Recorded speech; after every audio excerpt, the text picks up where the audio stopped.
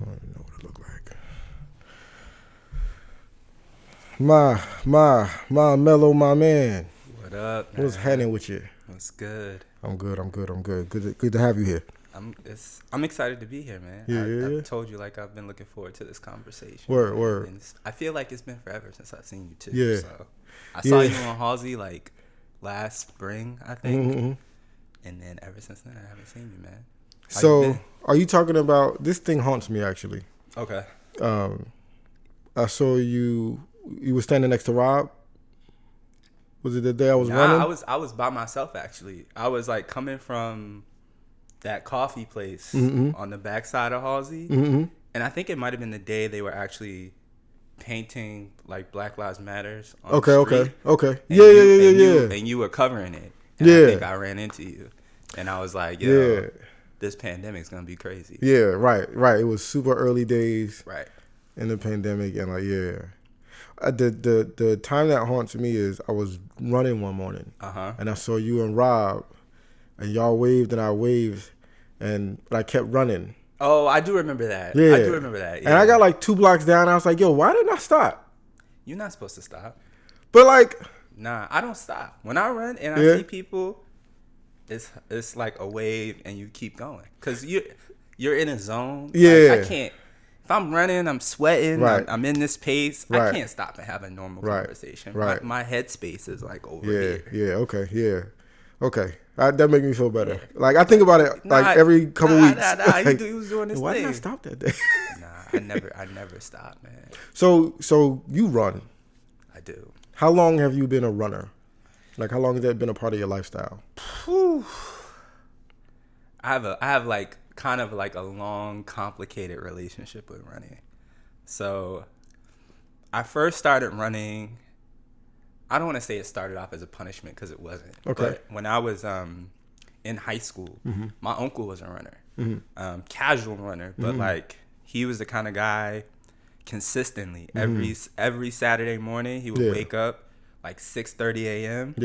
and do 3 laps around Weequahic Park, which is 2.2 miles or something. Yeah.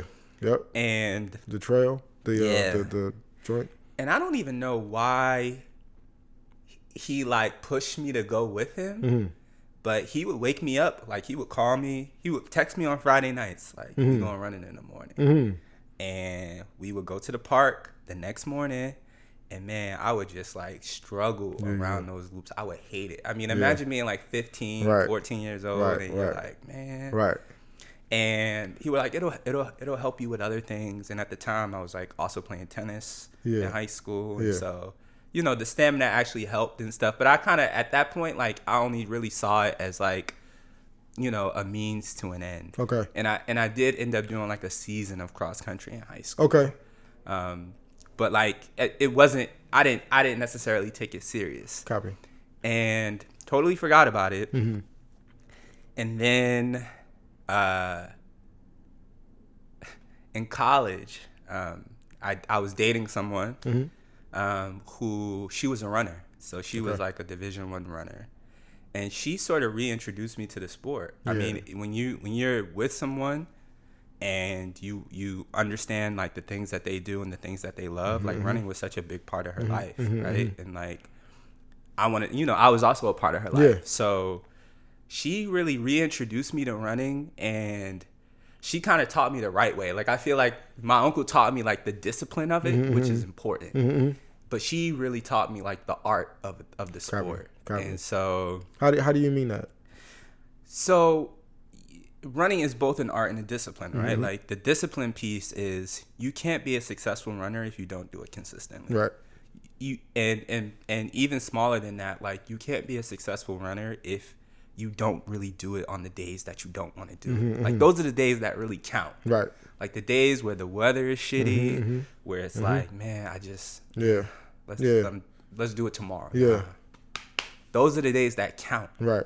And so that's the discipline piece. And I feel like my uncle has always kind of taught me those things. The art piece of it, though, is finding your why in running, right? Running is unlike a lot of sports because it's all about you. Yeah. Even if you're running a race, the question is about you. Like, can you get out there every day and be the best version of yourself? Right. Like, can you get out there every day Right. and be better than you were last week? Right. And so that's where you have to that's the art of it, like sort of finding that motivation and finding that connection. Yeah. And like for me, like she taught me to find that art. Like, why do you want to run, right? Like, and it just became kind of like, how do I describe it? Like, running for me at this point is kind of like, it's a refresher. Like, I run consistently every Sunday morning. Like that time, those 2 hours when I'm running, that's where I clear my head. Right. That's where I made mistakes last week. Forget about them. I'm looking towards the next week. That's the time where I pray. That's my me time. You know what I mean? And that's sort of the art of it. Yeah. And so it's that discipline and that art. Like, it makes me think about how when you first start running, right? And this applies to other things as well, but like when you first start running, right, all you think about on the run is the running. Yeah. You know what I mean? And exactly. then like as you remain consistent with it and exactly. start to find whether it's like flow states or just zoning out or whatever, like you realize when you run is when you do so many other things, including, like you said, clearing your head, prayer. Exactly. You know what I mean? Like reaffirming, I'm so zoned out. Like, some people get that same thing like when you go to the gym or work. It's like you it's like a button hits in your head and you're doing something, but you're in a total different space. Yeah. And that's what running is for me. Like, right. And so like, even now, like I get questions from people who are like, bro, like why do you always run? And this is people's favorite thing. Like, are you training for something? Right. And like sometimes I am training for a race. Like I did a marathon. Right. Like sometimes I am doing that. But most times, no. And so it's hard for people to connect. Like, why are you so dedicated to something that has zero payoff? Like zero tangible payoff. Yeah. And it's because exactly what you said. Like, there's no other activity that I do that puts me in that place. Right. Where it's just me, my thoughts, my own motivation, me pushing myself. And that's why, like, if I don't run on a Sunday, my week is off. Yeah. You know what I mean? Like, we all have that thing. Like, if I don't do this certain thing on Sunday or Monday morning, the balance of my week is off. And running is like that with me. And so, like, whenever, pre-pandemic, when I was traveling for work or whatever, like, I would always have running sneakers in my bag. Yeah. Like, even if I had to, like, run on a treadmill in the hotel, which I hate running on treadmills. Yeah, but if I had to do that, I would do it just because it's just so important to me. Yeah. It's beyond, like, health benefits. It's like a mental thing. Sure. Or it's just expanded health benefits. Like, it's like your health is on such a different level because it's so much more comprehensive than simply, the physical. You know what I mean? It makes me think about how I talk to myself when I'm running. Yeah. Like, when you're doing something like that, where I guess it comes down to, like, just this innate understanding that you're doing something for your betterment. Like, you're doing something that's fulfilling and edifying and that gives you equipment. And then just psychologically, like, you said yes to the discomfort. You said yes to the inconvenience. You said yes to, like, all those things because of a higher purpose, greater reason type of thing, right? All that's happening. And then I think about, like, how I talk to myself when I run. Right. Like, if you're on a run, it doesn't have to be a long run. Like, it could be a 1 mile run. Can be. Yep. But if you're on a run, like, I take note that I talk to myself in a very affirming, confidence building way. Like, I don't shit on myself in those quiet thoughts when I'm, you know what I'm saying? You can't. Because, like, this whole experience is aligned for something that's purposeful. Yeah. You know what I mean? It's you can't be a successful runner and talk shit to yourself. Yeah. It's all about being the best like, running requires you to be the best version of yourself. It requires you to be your own best athlete, whatever that means to you. It requires you to be your own best coach, because there's nobody, when you're out there running, there's nobody out there. There's alone. nobody It's out you. there motivating you. There's nobody out there like in your head. Like, it's you. Yeah. So you're the athlete. You're pushing yourself. Yeah. But you're also the motivator. You're the one in your head saying you can do this. Like, push. Push through the pain. Yeah. And it's like, you know. Yeah, I'm not empty yet. I'm not empty. Right. And the beauty of something like running, man, is you do, if you do the small things well, you do the big things well. It correlates to so many other parts of your life. Right? Yeah. Like there are so many other similar situations in your life, whether that's work, whether that's your relationship, where you are required to be the best version of yourself. Yeah. And running is a microcosm of that, right? Like, if I could push myself to go this extra mile this week, like, I could push myself to say something in this meeting, or I could push myself to start this venture. You know what I mean? It's all symbiotic, bro. Yeah, for like, sure. you can't really have one without the other. It's a lifestyle thing. Yeah, and it makes me think about how, you know, mentally, people that execute in spite of, right? There is no such thing as execution that's not in spite of something. Right. Like, there's always obstacles. Right. You know what I mean? I was saying, I put out a tweet recently that said, like, trying comes with proof of effort. Yeah. Pretending to try comes with proof of obstacles. So, like, whenever somebody whenever I or somebody talks about what they didn't do, right, what they was trying to do, right, they talk about all the reasons around why it didn't get done. Right. You know what I'm saying? And when you try, you can at the very least talk about what you did. Yeah. You know what I mean? If I tried to run a mile and I ran 3/4 of it, if I tried to run a marathon and I ran 20 miles of it, I'm going to talk about the 20 miles. Right. It's not that you know what I mean? I'm not going to talk about it was raining that day. Right. And that's the end of the discussion. And that's why I didn't complete a marathon. Right. Like, I'm also talk, but I ran 20. Right. You know what I'm saying? And, you know, we think about how, I think about how when, like, we can so easily get caught up in allowing the circumstances and the environment and, like, all these external forces to be the reason why our lives are the way they are. Right.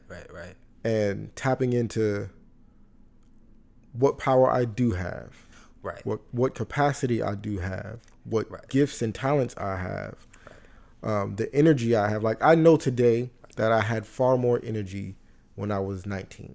Right. I know today that I'll probably have less energy when I'm 60. Right. So let me acknowledge that I have a measure of energy. I can do things. Right. You know what I mean? That I won't always be able to do. Right.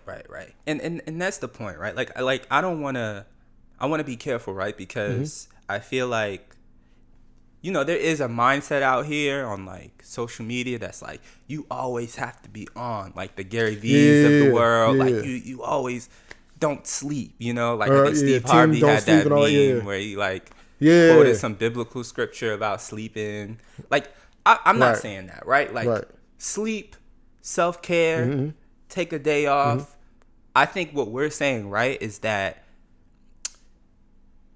there is inevitably, no matter what situation or circumstance you're in, there's a portion of that is under your control. And it's that portion, however small, that you have to lock into, right? Like, there are pieces of all of our lives. And you know, I'm saying this also understanding, like, there are certain privileges that I have that other people don't. But there are pockets in all of our lives that are out of our control, right? Like, either we work for somebody or we, you know, we got to take care of somebody in our family or whatever that is. There are pockets we can't control, but there's always those pieces that we absolutely do control, right? And those are the pieces that we got to show up for. You know, we got to show up for. And, you know, like, to me, like, that's where the running comes in for me.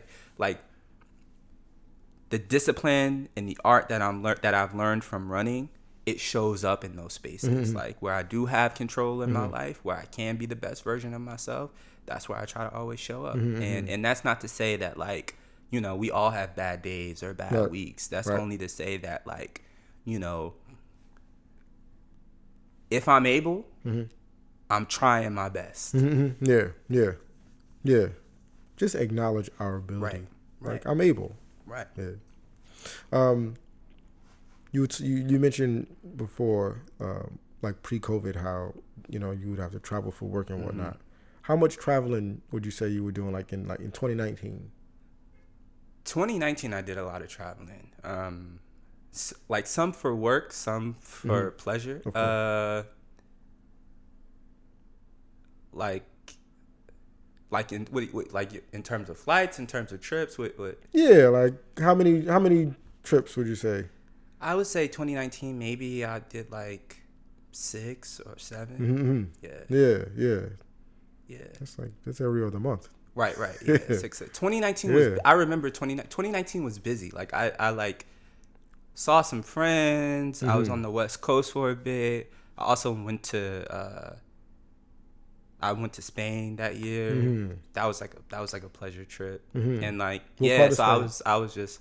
What part of Spain? So I was in Madrid for a bit, and then I went to Barcelona, and for a while I was in this really small town called Pastrana, which was that is like northern Spain, super small. What was it? Tell me about the place. So it was. So I actually started in Spain for work. So we have like where I work, we have an office in Spain. And so I went to, you know, we visited the Madrid office, and there was a bunch of new staff that, you know, came on board, and we all kind of went to the Madrid office, and they had like a kind of like a retreat center, you know, a conference center, in this really small town called Pastrana. Man, it was like, it's about like an hour, maybe an hour and a half from Madrid, and it's like, you know, when you think about like European small towns that you see in like films, it's like that, bro. It's like cobblestone roads, like all the town is in the hill, and it's like a super small town. There's like one way to get in and like one way to get out, and you know, I mean, for the most, but like it's also like not really glamorized, right? Like I feel like in film and stuff, like those type of places are glamorized, but the reality is like those type of places are suffering, right? Because young people are leaving to go to the cities like Madrid and Barcelona. So, you know, you just have these old towns that are filled with like old people, right? And it's like a lot of vacancies. I remember being surprised by that. Like there was like the real estate was super cheap and there was major vacancies. Like, but it was a beautiful place, right? And they had like this conference center that was like, as far as I could tell, it was sort of the economic engine of the town. Because people, you know, companies or whoever would rent this thing out and, you know, have corporate retreats or whatever. And that was like, and they, you know, they visited the few restaurants in town. So it very much was like, this is sort of the engine for this little town. But outside of that, man, I saw a lot of vacancies and stuff like that. And it was interesting. So I was there. And then I ended up staying a little bit longer just because I hadn't been to Spain, and went to Barcelona, hung out there, and then spent some more time in Madrid. I love Madrid, man. Like that was it for me. I like Madrid a lot. What is it about Madrid? Madrid is like, it has the best elements of a lot of different cities, right? It has like that. It's the size, right? So it has the size that you like in a city, and it has like sort of restaurants. Like the restaurant scene is crazy there, man. Restaurants. I had this funny experience like ordering Chinese food in Spanish. Like that was like wild to me. What'd you order?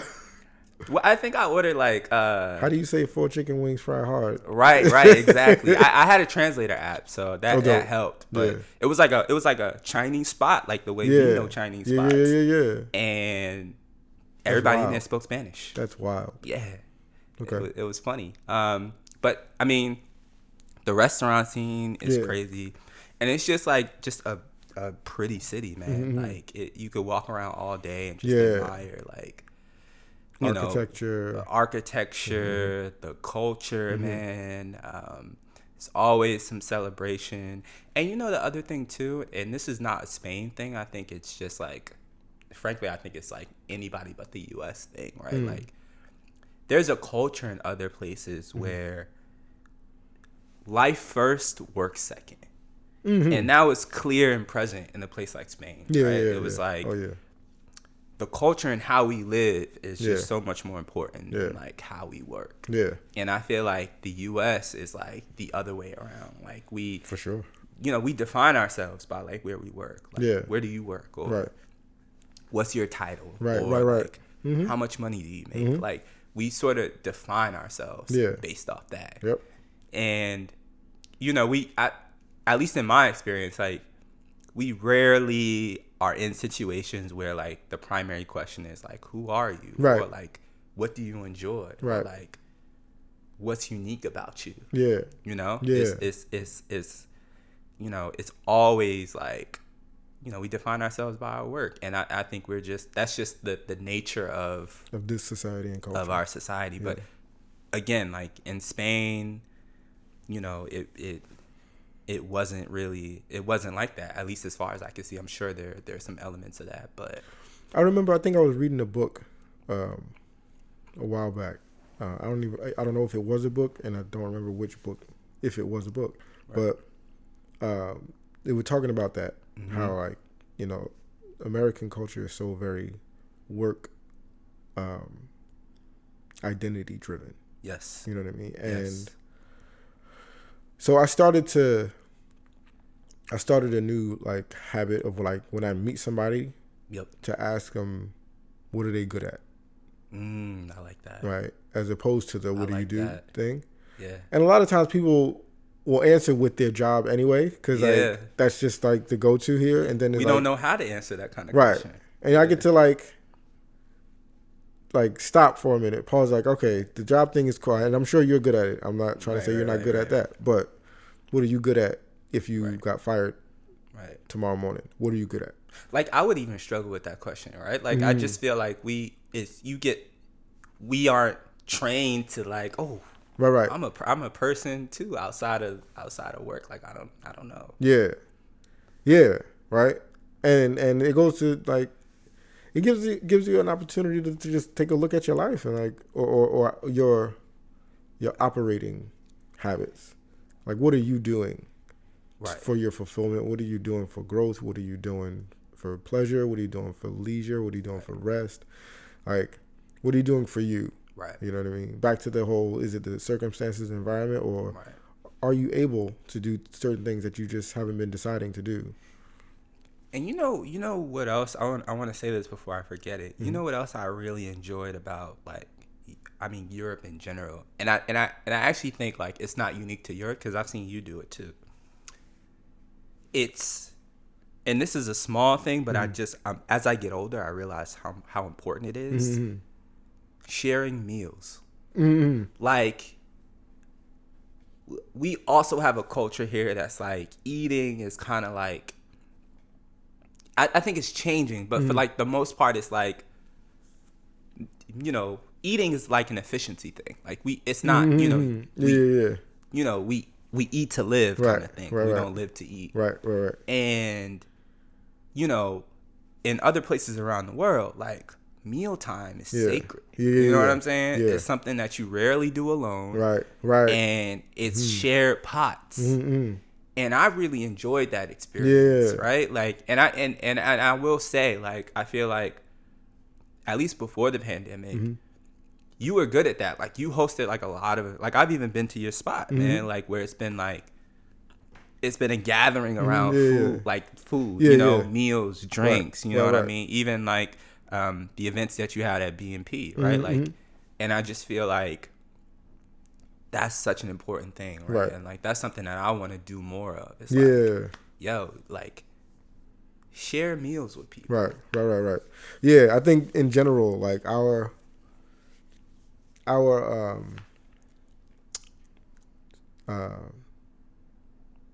the way we connect with each other is, like you said, it's very much about efficiency. Right.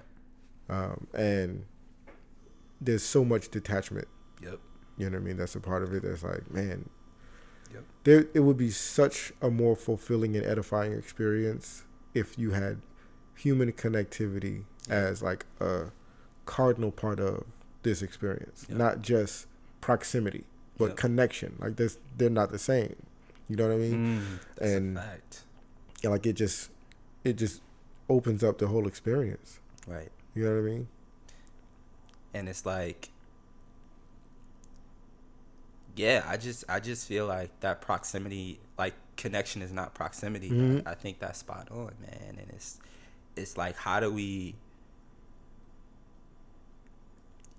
do more to like stay more connected with people? And I just feel like meals is like, it's just an underappreciated format, I think. You know what I'm saying? Like, we don't really, and I also think your connection to food, right? Like, I think we're like getting to this place where like a lot more people are health conscious and things, but it's not even so much about being health conscious, right? Because I can get like a pretty healthy to-go platter from Whole Foods from the hot bar, which I've done. You know what I mean? It has like my broccoli in there, my rice, my grilled chicken, but it's about like that connection to food, right? Like making the food. You know what I'm saying? Like trying recipe, and that's what I'm saying. Like that whole experience of food. Like I feel like it's so important, and something that I realized like from different places I've been, like how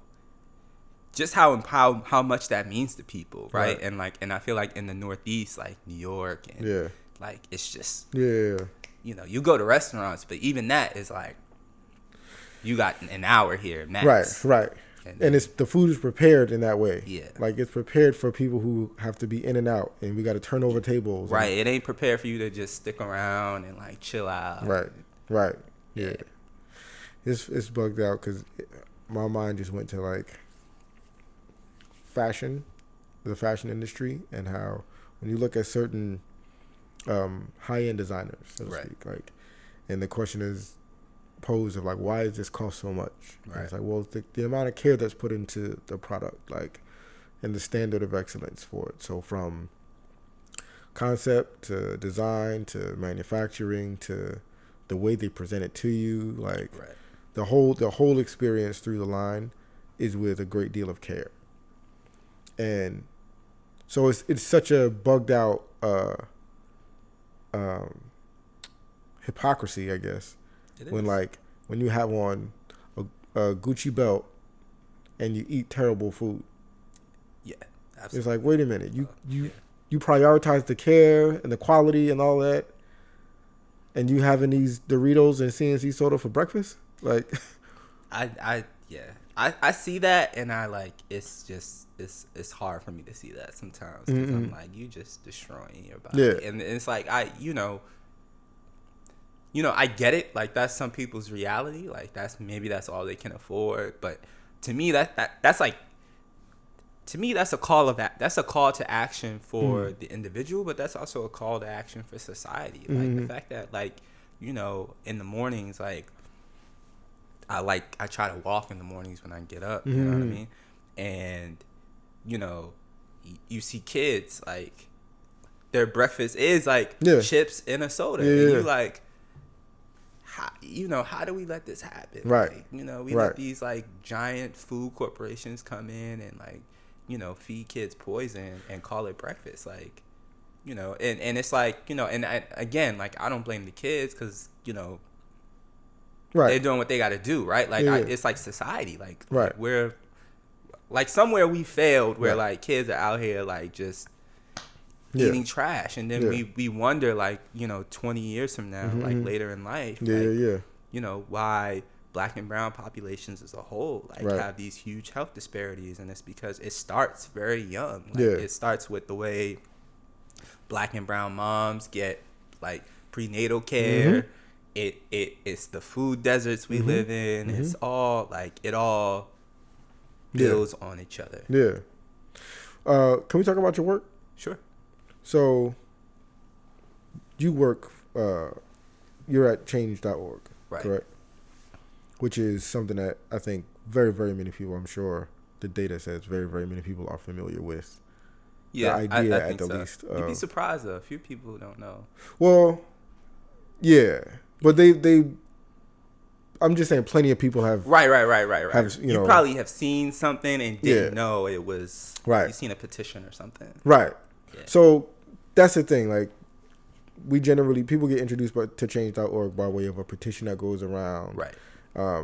That's most usually was sent to them by somebody they know. Right. So like there's like shared, there's a shared political sensibility Right. in some facet. Right. That they shared this petition. Right. Right. Shared interests. Blah blah. What's going on the back end of change.org? Like, what is it that we don't quite understand as far as the work that's being done that's not just petitions? I mean, like it's a big place, it's a big company to work for. Mm-hmm.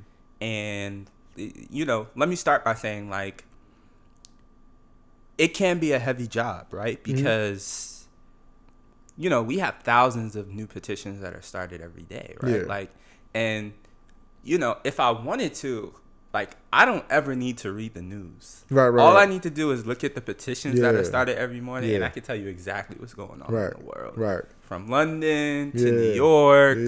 Yeah. And it, for some people it can, it could be a lot. And so, like, folks at Change learn how to kind of pace themselves, and thankfully, like, it's kind of broken up in a way where, like, no one person has to deal with, like, just the total weight of it all. humanity's problems, right? Yeah. So, like, that's beneficial. But, like, I would say it's not, it's not complicated, right? Like, the back end is like there's a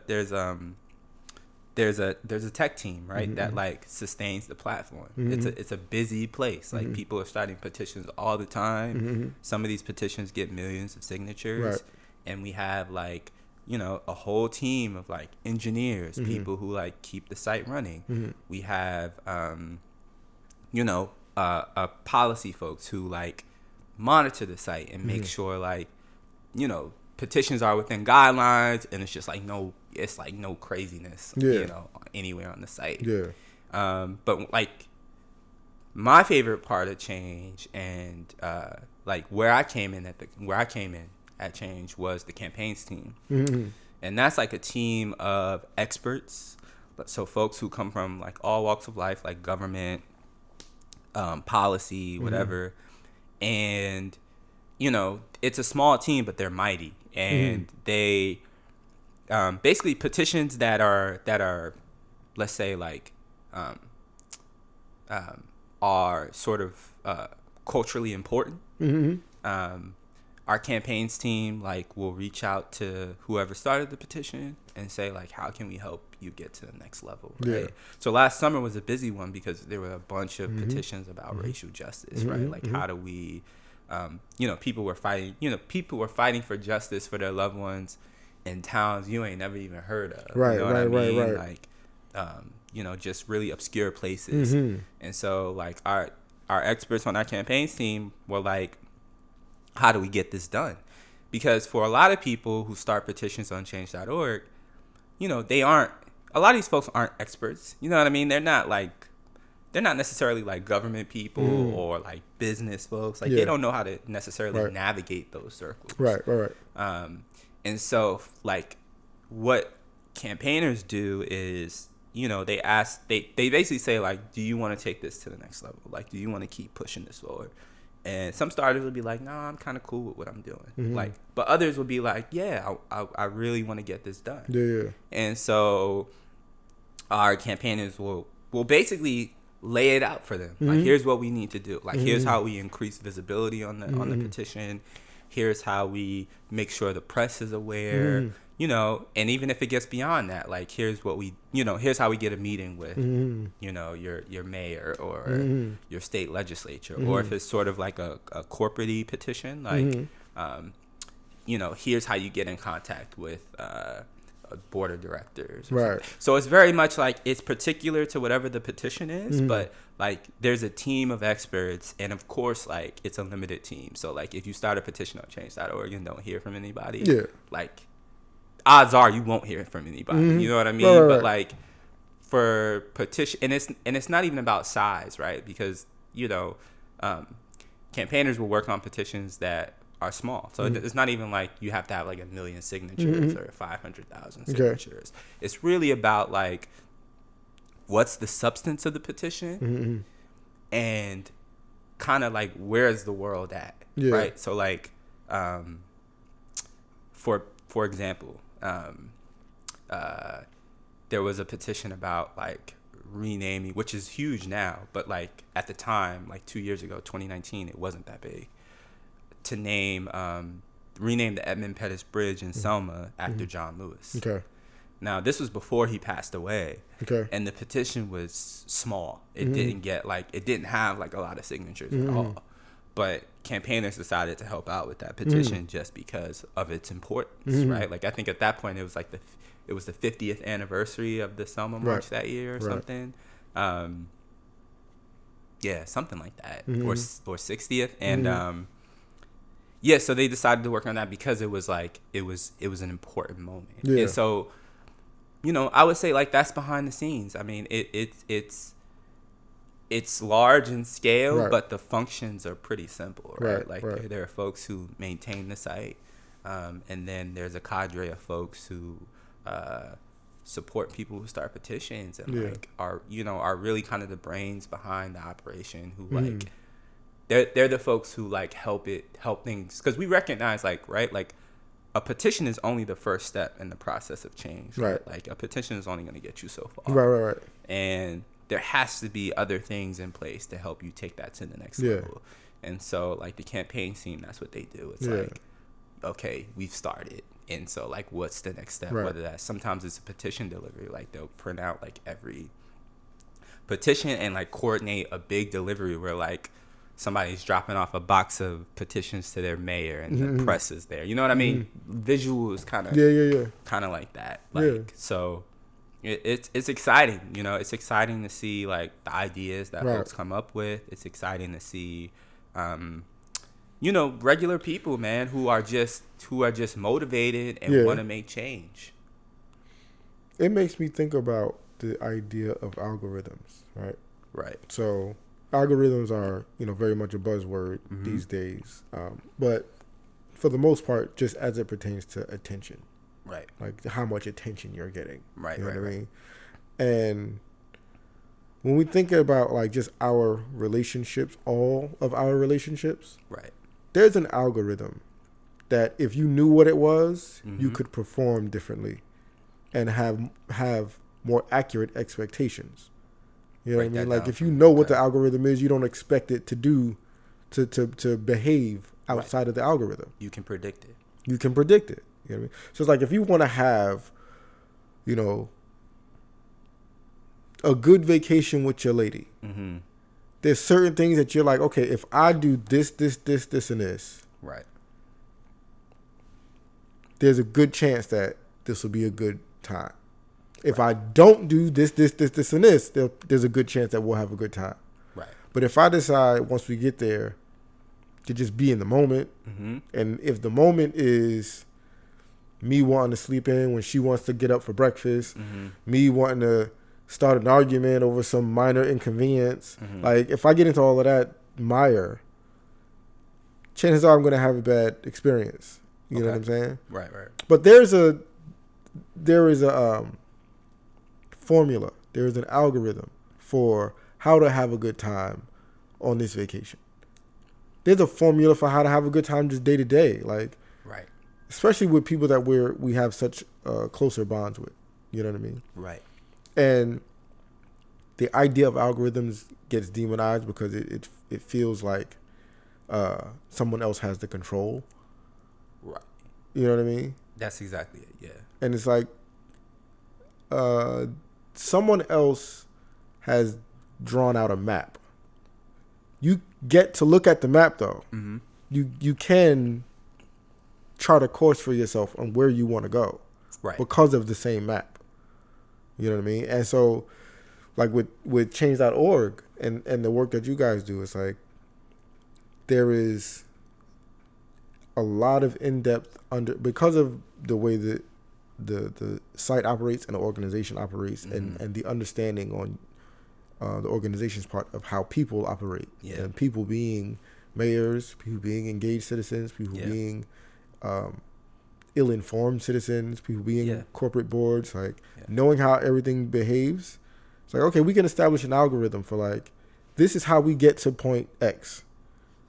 Well, I see what you're saying. Or how to more successfully get to point X. Like, yes and no, right? Like,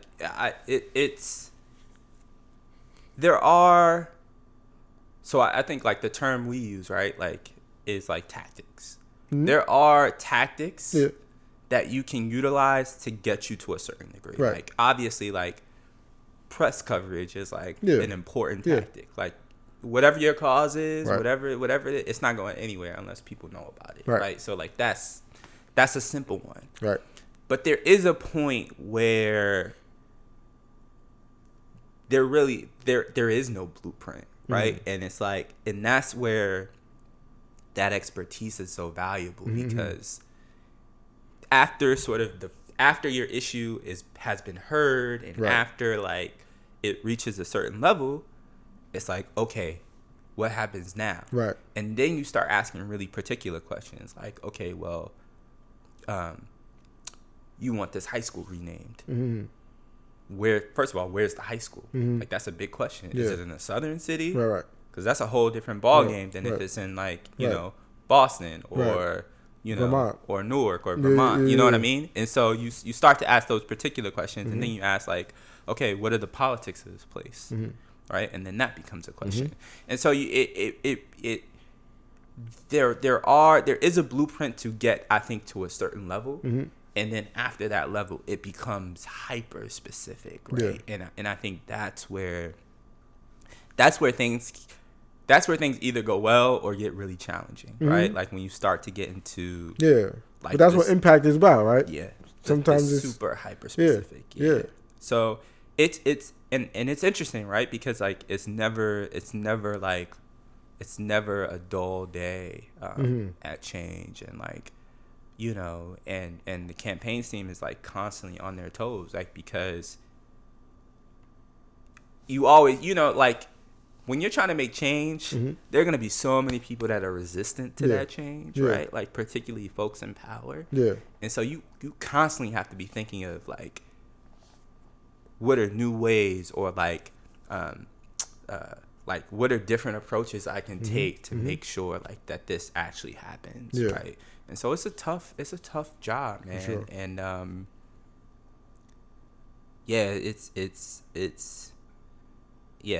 interesting. And I like, that's how I started at Change. That's not what I do now, like, but that's how I started at Change. So I'm very familiar with that. What do you do now?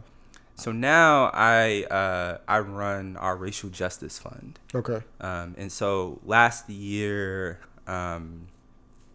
there were these huge petitions on the site for justice for George Floyd and justice for Breonna Taylor. And I actually think they were the largest petitions in the history of change.org. I think they got like 30 million signatures. 30 million. Crazy numbers. And you know, like at that time, right, like there was a question that was happening around the country about like, obviously like racial justice and like police violence and all of these things. But there was also conversations happening at individual companies, like, okay, like, you know, like, what are we doing? Like, what's our footprint here? And we certainly had that conversation at change.org. Like, you know, staff had that conversation. Black staff had that conversation. And we were like, this is the moment, and we need to make sure like we're supporting the movement. And so we had like a lot of conversations happen, a lot of ideas were thrown around, and ultimately we landed on creating a racial justice fund. We put $6 million in it. And basically it was, how do we support Black-led organizations across the country doing important work. And yeah, and you know, I was really involved in that. And so they put me in charge of it, and that's what I've been doing for the past year, man. And that's also been exciting, like supporting, you know, Black organizations around the country. Like so far, we've given money to like a Black mentorship group in Oakland, like sort of a youth development program in DC,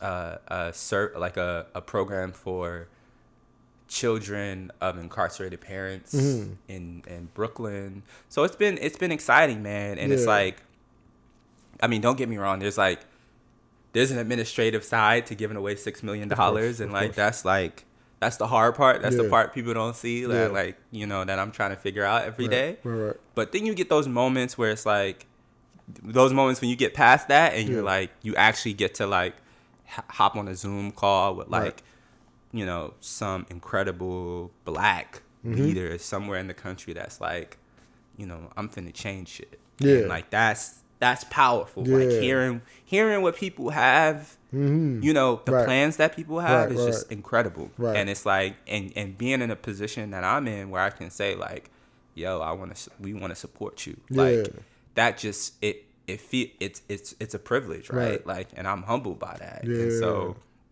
it's been interesting, man. It's been exciting. Like I feel like we're kind of in this second boom of just like Black thought and Black leadership, and there's so many Black folks across the country who have like such incredible ideas about how to move our people forward, man, and how to push for racial justice, man. And I think like, you know, I feel blessed to be in this position where like I get to talk to a lot of those folks. I get to hear what people are saying. Like I get to support that work.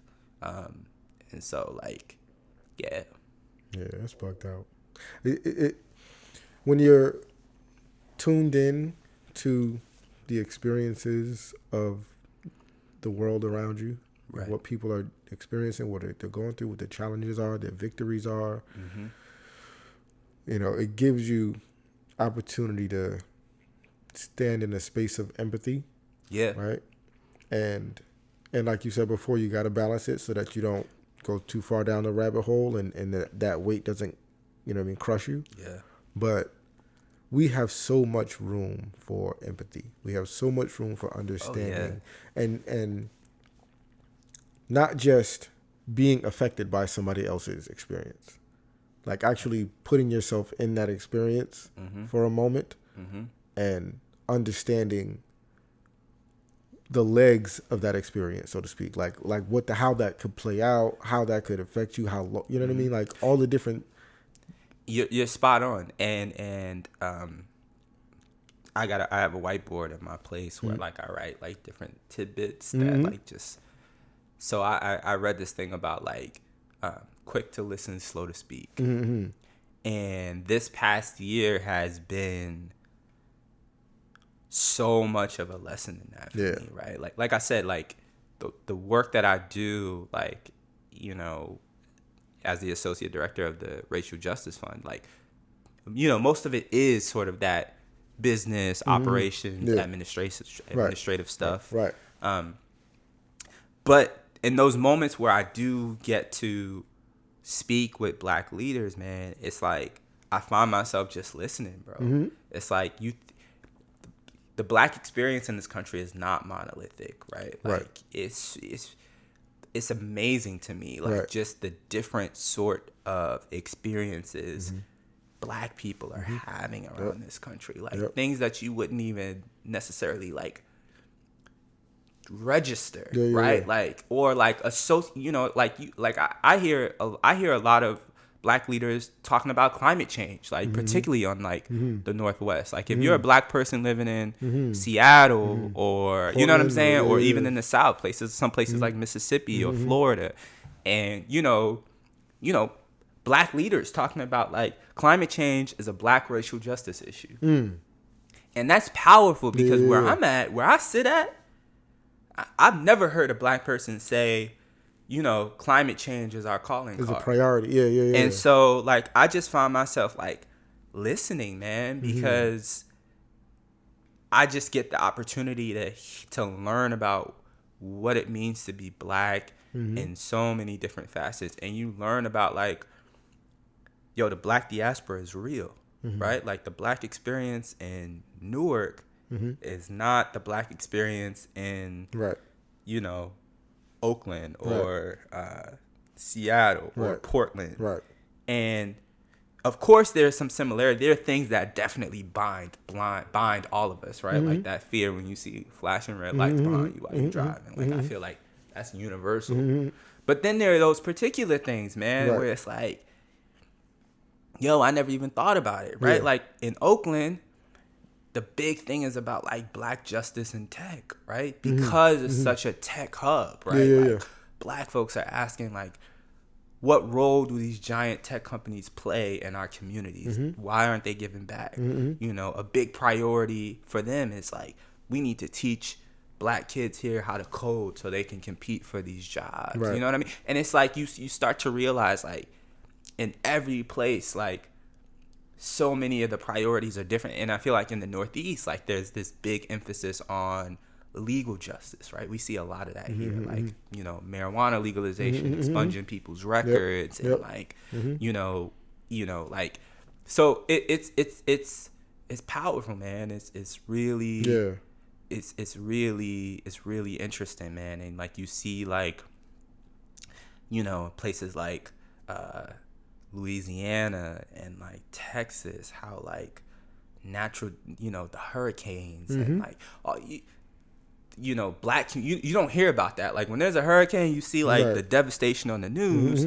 but you don't necessarily understand, like, double that experience for like some black low income community that doesn't get like, you know, a panel shot on the news, right? That's still, you know, their houses are flooded. And that's something that we don't really, I mean, we had Sandy that one time, right? Like, that's the only, you know, but like in large part, black people in Newark aren't worried about, like, you know, disaster relief in that way, you know what I mean? And so you start to realize, like, yo, the priorities are different, right? And so you got to humble yourself, right? Because like, you start to realize, man, I don't know shit. I really don't know anything. You know what I mean?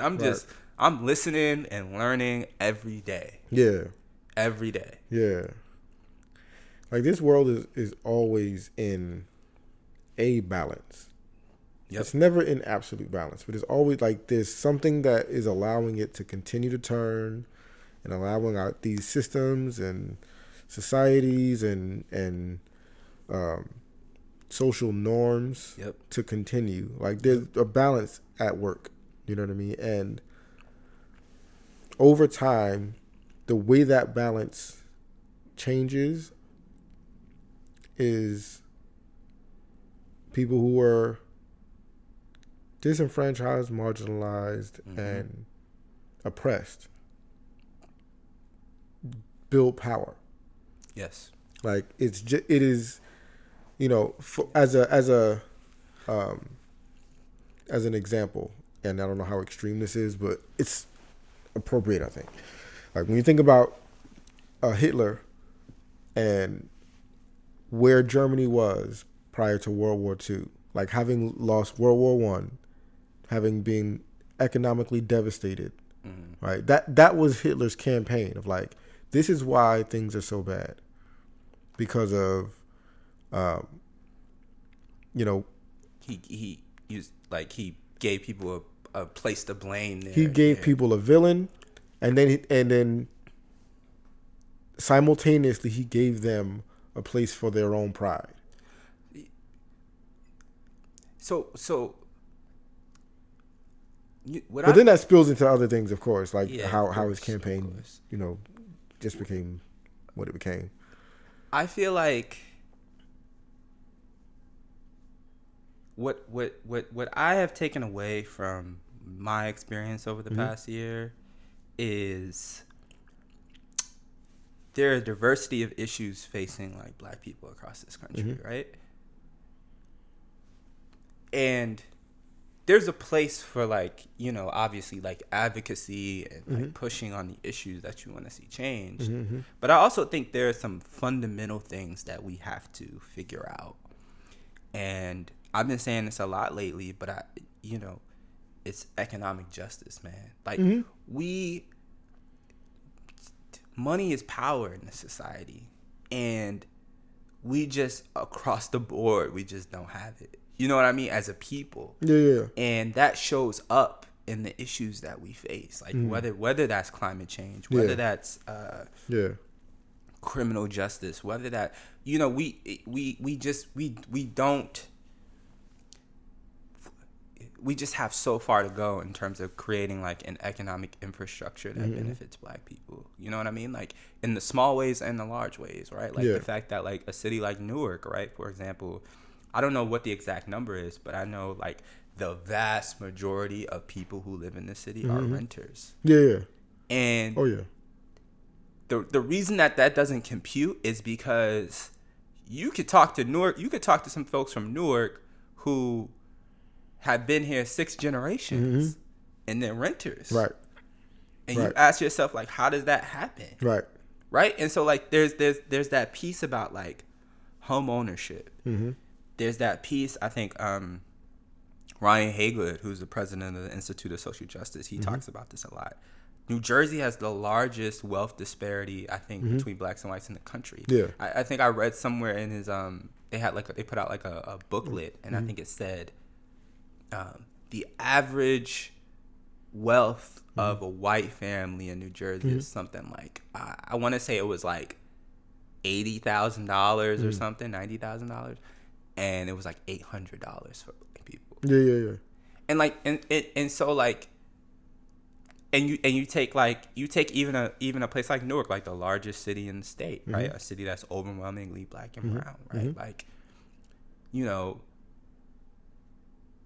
also like how many of our cultural institutions struggle like every year for money, whether that's like the arts, which are important, or whether that's like a rec center on Irvin Turner. You know what I mean? It's like we have such a long way to go to building like just economic stability for like our community, man. Yeah.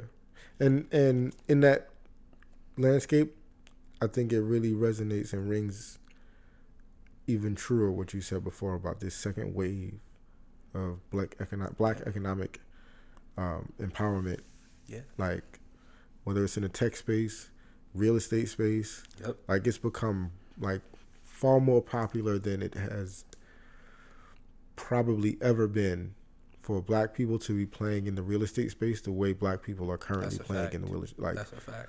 It's not even just home ownership. It's like it's happening in various different sectors in real estate, you know, and it's popping. You know what I'm saying? And I think like. I also think, like, for a while, we were afraid to talk about money. For better or for worse. Like, you know, I feel like, at least in the Black community that I know, right? Like, money was, like, you know, we didn't have open conversations about money, right? Like, we, you know, we can get this or we can't get this. That was sort of the, that was the extent of it, right? And even as you get older, it's like, people don't, like, you know, like, I have friends who aren't Black, right? Who like openly talk about like salaries. Like I'm making this. And then the other person can be like, well, I'm making this. And then they'd be like, And then the other person would be like, well, this is what you should say. And you know, I feel like, you know, it like in some Black spaces that I've been, it's been like, you know, nobody's saying their salary. Like, nah, I'm not about to say that. You know what I mean? It's like it's very close to the chest.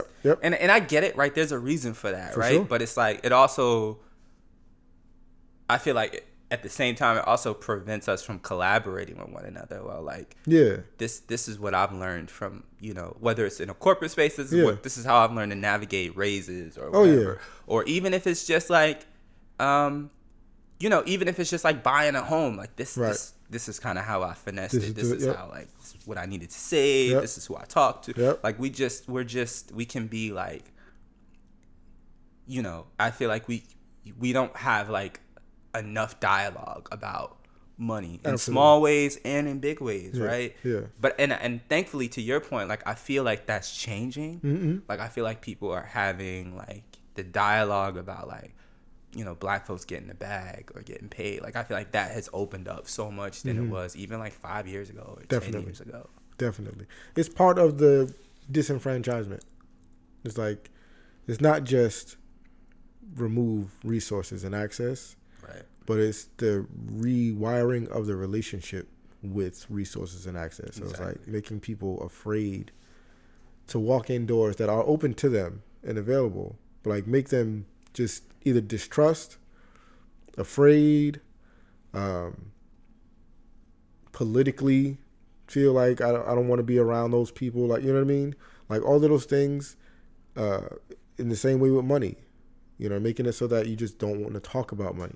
Yeah. You don't want to talk about the black families that don't talk about money casually amongst each other. Sorry, what did I say? Did I say family? Families? Yeah. So the black families that don't talk about money at the table don't talk about money outside the house either. Yeah. Whereas Yeah. other people who aren't black, or other people who are talking about money at the kitchen table, Right. Whether they are black or aren't black, like Right. that normalization happens Right. at home. Right. You know what I mean? It does. But it goes to show that like when people are not trying to have those conversations, Right. they weren't having them at home either. Right. You know what I mean? Like their parents weren't having them in the earshot of the children. And that If at all. And that leads to a place where when you become an adult, Yeah.